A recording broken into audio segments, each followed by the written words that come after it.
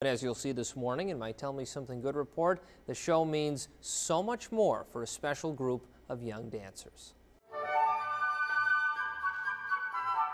The festively familiar sights and sounds of the Nutcracker come to life each holiday season at the Wharton Center, thanks to the Children's Ballet Theater of Mid-Michigan. My family gets to see me. 9-year-old Jordan Goward is one of the stars. She plays a gumdrop in the land of sweets and says nothing sweeter than being on stage performing. Do what I love to do because I really love dancing. Unfortunately for her, it's an opportunity that doesn't come often enough. I have a disability, spinal muscular atrophy, and I don't have enough muscle to walk. So I need a wheelchair to help me move around. And move around she does.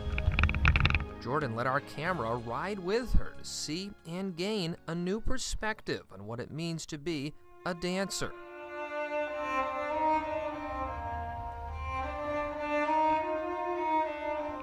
Be independent, and even though sometimes they might seem hard, I don't let that stop me. It's not stopping her goody-goody gumdrop good friends either. Somebody gets to do my makeup and hair. 4 girls in all are dancing out their dreams thanks to a partnership between the Children's Miracle Network at Sparrow Hospital and CBT. It draws awareness to therapies and the medical attention that the girls need in order to be able to participate in events like this. I get to be myself. As well as a beautiful gumdrop performer, player, and most of all, dancer.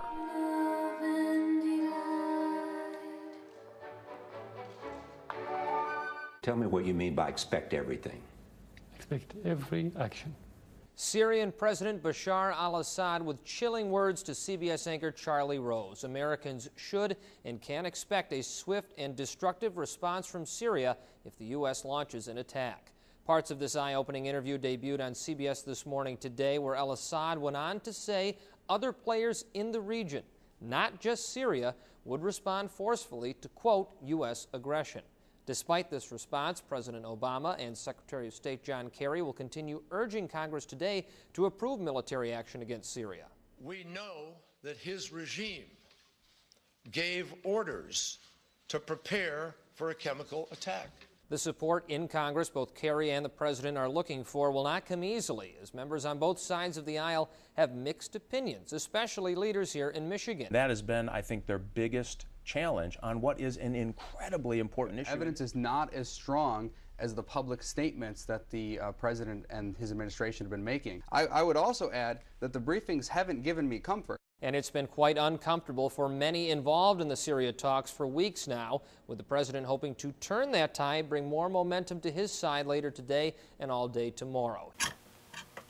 Hang around here long enough, and you're bound to become someone or something else quite quick. There's not anything quite like this, I think, in mid-Michigan. Welcome to the Costume Shop in downtown Lansing, where Katie Doyle works with her team of volunteers. Once a collection of the Lansing Civic Players, the thousands of costumes and pieces are now managed by the Riverwalk Theater. And get this, you don't have to be an onstage actor to get costumed up. You come in and you give us we do ask for a deposit, and then the rental process varies from if you just want an accessory or two. It's a fine resource. You can come in here and get anything from any era. And unlike your typical Halloween or costume store, the amazing thing about having an entire theatrical collection at your disposal is you can be literally almost anything. For example, Chief Inspector Clouseau of the Sûreté, Guinea. You can find just about everything here. Or a grand magic carpet trader from Aladdin. Waha!